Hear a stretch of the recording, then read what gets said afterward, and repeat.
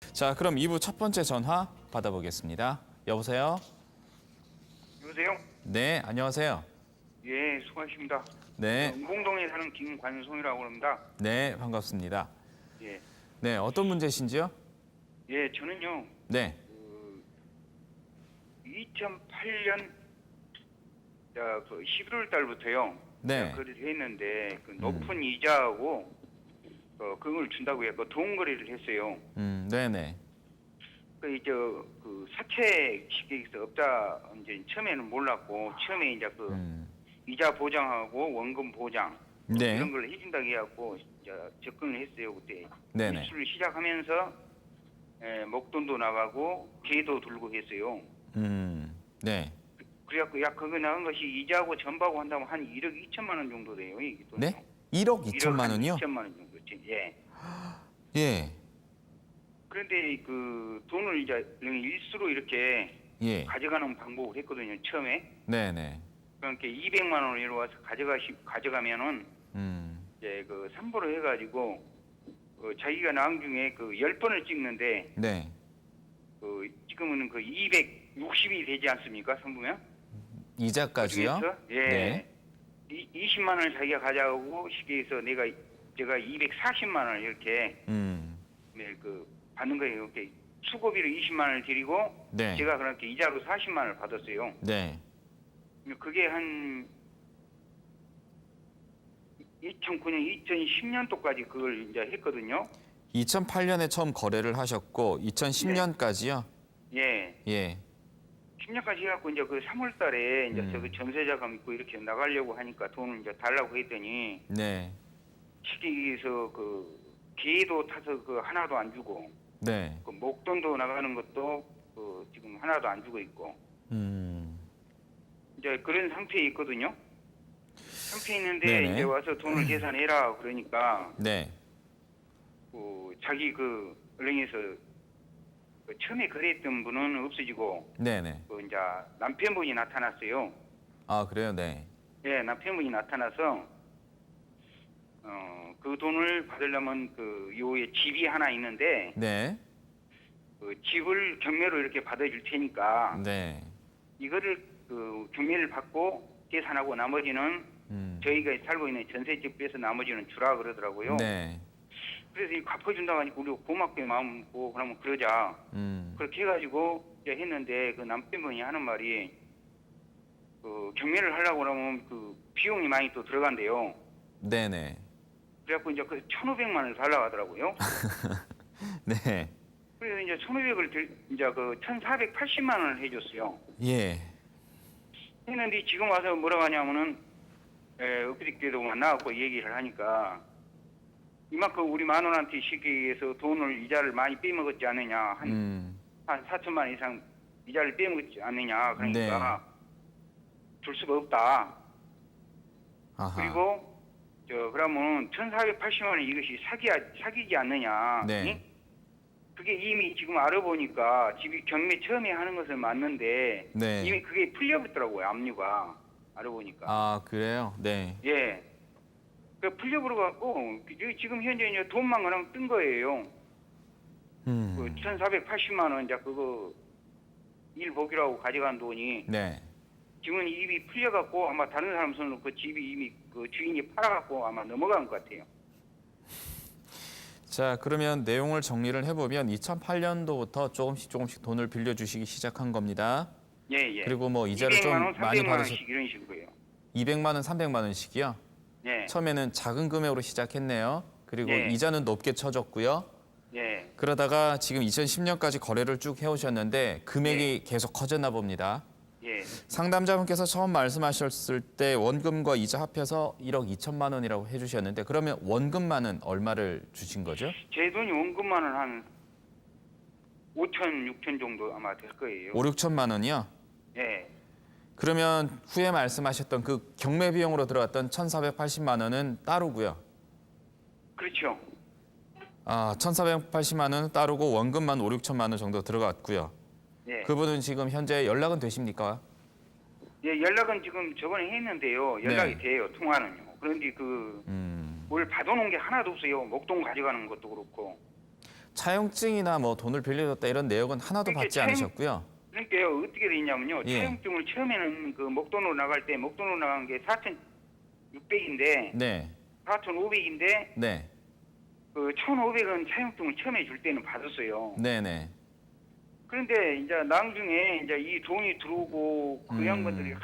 하도 우리한테 잘해줬어요. 아주 네네. 시장도 바꾸면 들고 올 수 없을 정도로 손에다 들고 올 정도 들고 와서 갖다 주고 뭐 롤렉스 시계니 뭐니 이런 걸 막 주더라고요. 그래서 서로 이제 돈 이런 게에서 관계 때문에 돈이 잘 돌아가서 그런가 보다 하고 저도 좋아서 그래갖고 그래서 나중에 이제 돈 차용증을 안 쓰고 가져갈 그냥 때는 이제 주셨군요. 가져가는 거예요. 그러면 차용증을 안 쓰고 주셨을 때는 계좌이체로 주신 거예요? 현금으로 주신 거예요? 예, 거기 이제 그래 이제 은행에 이제 얼렁얘기해서 네. 준 것도 있고 본인한테 직접 준 것도 있고 그러거든요. 그런데 이제 그 은행으로 나간 거 대강 이제 이렇게 뽑아서 했는데 그거는 네. 이제 은행에서 된 거는 얼마 안 되더라고요. 아, 직접 현금으로 준 돈이 더 많군요. 예, 그렇죠. 아, 현재 이 돈을 받을 수 있을지 알겠습니다. 한번 알아보죠. 그분은 현재 어디 살고 계시고 뭐 전화번호 정도는 알고 계신 거죠? 예, 예. 네. 류혜민 변호사 나와 계십니다. 이 돈 과연 받을 수 있을지 한번 알아보겠습니다. 예. 네. 상담자께서 지금 돈을 빌려줬는데 제대로 이자나 원금을 변제받지 못하고 있는 상황이신 거죠? 예, 예. 이런 경우에 법적인 조치는 크게 두 가지를 생각하실 수 있으십니다. 민사적으로는 대여금 청구의 소를 제기하실 수 있고요. 예. 형사적으로는 사기죄로 고소하는 방법을 생각해 볼 수 있어요. 먼저 민사소송과 관련해서는 상담자께서 그 예. 상대방에게 지급했던 빌려주었던 금액을 계산을 해서 그만큼을 변제하라, 지급하라라는 이제 소를 제기하는 거고요. 관할 법원에 소장을 제출을 하면 이제 상대방이 그 소장을 받아보고 답변을 할 것이고요. 일정한 시간이 지나면 법원에서 양쪽 당사자들에게 출석을 요구하는 소환 통보가 갈 것입니다. 그러면 그 통보된 날짜에 법원에 출석을 하셔서 재판을 진행하시는 그러한 절차이고요. 다음으로 형사적으로는 그 금전 소비 대처와 관련해서 어떠한 기망행위가 개입됐다면은 고소를 할 수 있는데요. 이제 사기죄라는 거는 타인을 기망해서 처분행위를 하게 하고 또 그로 인해서 재산상 이득을 얻는 경우에 성립하는데요. 문제는 그 상담자분에게 그 돈을 빌려간 사람이 뭐라고 거짓말을 해서 돈을 빌려줬는지 그 부분을 일목요연하게 정리를 하고 또 그와 부합하는 증거를 뒷받침하는 것이 필요합니다. 우선 문제가 되는 것이 돈을 빌려주면 곧 갚겠다고 한 부분과 관련해서 실제로 돈을 변제할 능력이나 변제 의사가 없는데도 빌리기 위해서 거짓말을 한 것인지 그러한 부분이 하나 문제가 될 수 있겠고요. 또 사후에 집 경매와 관련해서 1,480만 원 정도 추가적으로 빌려갈 때 경매를 위해서 비용이 든다. 경매를 한 다음에 변제를 해주겠다라고 해서 돈을 빌려갔는데 그 집은 경매가 된 게 아니라 압류가 모두 다 해제가 되고 제3자에게 매매 계약을 통해서 양도가 됐다면 그 부분은 기망적인 요소가 상당히 많이 들어가 있다고 판단이 될 수가 있어요.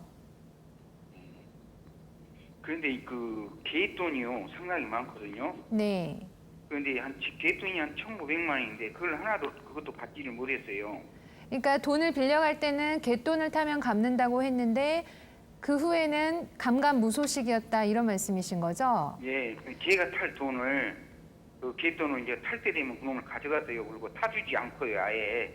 아, 네. 상담자분이 갯돈을 타야 되는데 상담자분이 예. 타는 게 아니라 그 상대방이 직접 갯돈을 타갔다는 얘기인 그 거죠? 오야가 개돈을 안 주고 다음에 주겠다라고 이제 쉽게 얘기해서 그렇게 있는 상태예요. 근데 나중에 본인이 어떤 돈이 생겨서 주겠다고 한 건데 돈이 네. 생길 계획이 있다고 했습니까? 예, 그것이 이제 3월에 개가 마지막 개가 끝나면은 말번이거든요. 거기가 이제 오야면서요.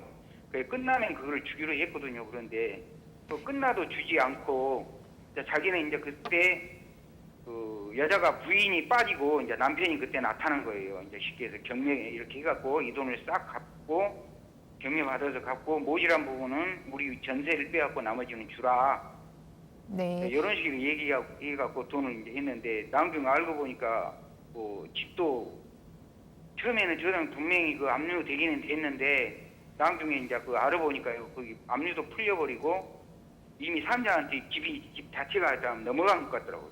네, 지금 말씀하시는 내용들이 이제 형사 고소를 함에 있어서 기망이 있었는지를 판단하는 데 중요한 포인트가 될 만한 부분들이에요.